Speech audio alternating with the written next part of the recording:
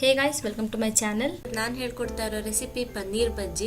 ಆಲೂಗೆಡ್ಡೆ ಈರುಳ್ಳಿ ಎಲ್ಲ ನಾರ್ಮಲ್ ಆಗಿ ಮಾಡ್ಕೋತಾರೆ, ಬಟ್ ಇದು ಪನ್ನೀರ್ ತುಂಬ ಡಿಫ್ರೆಂಟ್ ಆಗಿರುತ್ತೆ ಮತ್ತು ಒಳ್ಳೆ ಟೇಸ್ಟ್ ಇರುತ್ತೆ. ತುಂಬ ಸಿಂಪಲ್ ರೆಸಿಪಿ. ಇದು ಹೇಗೆ ಮಾಡೋದಂತ ನೋಡೋಣ. ಮೊದಲು ಇದಕ್ಕೆ ಒಂದು ಬೌಲಷ್ಟು ಕಡಲೆ ಹಿಟ್ಟು ಹಾಕ್ಕೊಳ್ಳಿ. ರುಚಿಗೆ ನೋಡ್ಬಿಟ್ಟು ಸ್ವಲ್ಪ ಉಪ್ಪು ಹಾಕ್ಕೊಳ್ಳಿ. 1 ಸ್ಪೂನಷ್ಟು ಖಾರದ ಪುಡಿ ಹಾಕ್ಕೊಳ್ಳಿ. ಬೇಕಂದರೆ ಒಂದು ಅರ್ಧ ಸ್ಪೂನ್ ಎಕ್ಸ್ಟ್ರಾ ಹಾಕ್ಕೊಳ್ಳಿ. ಸ್ವಲ್ಪ ಅರಿಶಿಣದ ಪುಡಿ. ಅರಿಶಿಣದ ಪುಡಿ ಆಪ್ಷನಲ್, ಬೇಕಾದರೆ ಹಾಕ್ಕೊಳ್ಳಿ, ಇಲ್ಲ ಸ್ಕಿಪ್ ಮಾಡ್ಕೊಳ್ಳಿ. 2 ಸ್ಪೂನಷ್ಟು ಅಕ್ಕಿ ಹಿಟ್ಟು ಹಾಕ್ಕೊಳ್ಳಿ.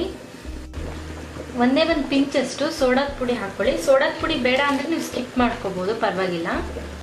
ಒಂದು ಅರ್ಧ ಸ್ಪೂನಷ್ಟು ಜೀರಿಗೆ ಹಾಕ್ಕೊಳ್ಳಿ. ಈಗ ಇದಿಷ್ಟು ಫಸ್ಟು ಮಿಕ್ಸ್ ಮಾಡ್ಕೊಳ್ಳಿ. ಇದಕ್ಕೆ ಸ್ವಲ್ಪನೇ ನೀರು ಹಾಕ್ಕೊಂಡು ಹಿಟ್ಟು ಕಲಿಸ್ಕೊಳ್ಳಿ. ನೋಡಿ, ಹಿಟ್ಟು ಈ ಕನ್ಸಿಸ್ಟೆನ್ಸಿನಲ್ಲಿ ಇರಲಿ. ತುಂಬ ತೆಳ್ಳಗೂ ಇರಬಾರ್ದು, ತುಂಬ ದಪ್ಪನೂ ಇರಬಾರ್ದು. ಸೊ ಇವಾಗ ಬೋಂಡ ಹಾಕ್ಕೊಳ್ಳೋಣ. ಪನ್ನೀರ್ ನೋಡಿ, ನೀವು ಸ್ಕ್ವಯರ್ ಶೇಪಲ್ಲಾದರೂ ತೊಗೊಳ್ಳಿ ಅಥವಾ ಟ್ರಯಾಂಗಲ್ ಶೇಪಲ್ಲಾದರೂ ತೊಗೊಳ್ಳಿ.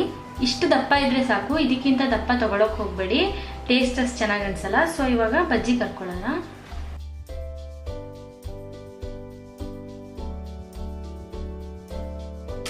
ಇದನ್ನ ಇವಾಗ ಮೀಡಿಯಂ ಫ್ಲೇಮ್ನಲ್ಲಿ ಇಟ್ಬಿಟ್ಟು ನೀವು ಬೇಯಿಸ್ಕೊಳ್ಳಿ. ಒಳಗಡೆ ಪನ್ನೀರೆಲ್ಲ ಚೆನ್ನಾಗಿ ಬೇಯಬೇಕು.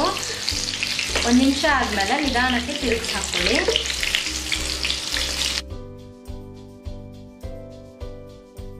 ರೆಡಿ ಇದೆ ಇವಾಗಿದು. ನೋಡಿ, ಒಳ್ಳೆ ಕಲರ್ ಬಂದಿದೆ. ಇದನ್ನ ಇವಾಗ ತಿಕ್ಕೊಂಡು ಪ್ಲೇಟ್ ಮೇಲೆ ಹಾಕ್ಕೊಳ್ಳಿ. ಪನ್ನೀರ್ ಪಕೋಡ ಹೀಗೆ ತಿನ್ನೋಕ್ಕೂ ಚೆನ್ನಾಗಿರುತ್ತೆ, ಬಟ್ ಇದ್ರ ಮೇಲೆ ಸ್ವಲ್ಪ ಚಾಟ್ ಮಸಾಲ ಸ್ಪ್ರಿಂಕಲ್ ಮಾಡ್ಕೊಂಡು ತಿಂದರೆ ಇನ್ನೂ ಟೇಸ್ಟಿಯಾಗಿರುತ್ತೆ.